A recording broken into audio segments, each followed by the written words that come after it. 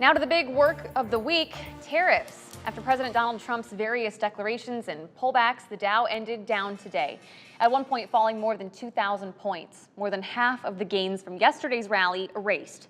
Stocks surged yesterday after President Trump announced a 90-day pause on global tariffs, excluding Chinese goods. The administration says dozens of countries are now willing to negotiate new trade deals. So we have team coverage tonight as Illinois and Iowa lawmakers and local businesses share their concerns about how tariffs could impact our area. Drew Coffey live in Rock Island at an Asian grocery store where the owner is preparing for his vendors to increase prices. But first, we hear from Haley Biggelhopt, who joins us live in studio after speaking with our elected officials. Hey, Haley. Hey, Shelby. Today I spoke with members of Congress listening to input from both sides of the aisle about who they think will be impacted by these reciprocal tariffs and if there's any long-term gain.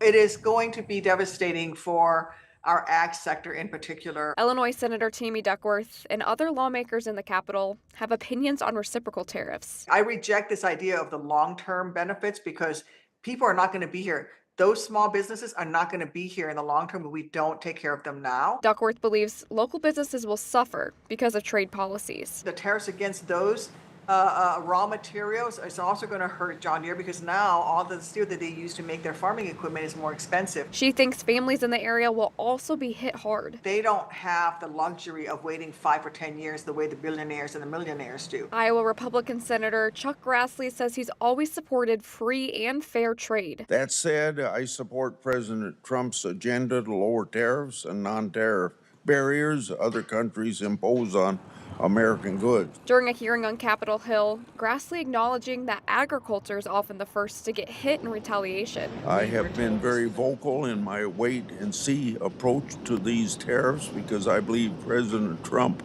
and you, Mr. Ambassador, are using them to get fair trade for Americans with many countries. Illinois Democratic Representative Eric Sorensen suggesting that Arconic, who imports aluminum from Canada, could suffer. He believes varied policies are the solution. I'm not saying that all tariffs don't work. There are some tariffs that do work, but blanket tariffs and having a trade war, it just means that hardworking Americans are going to have to pay the price. Recently, Grassley introduced a bill in Congress that would require congressional approval for unilateral tariffs. President Trump has already threatened to veto it.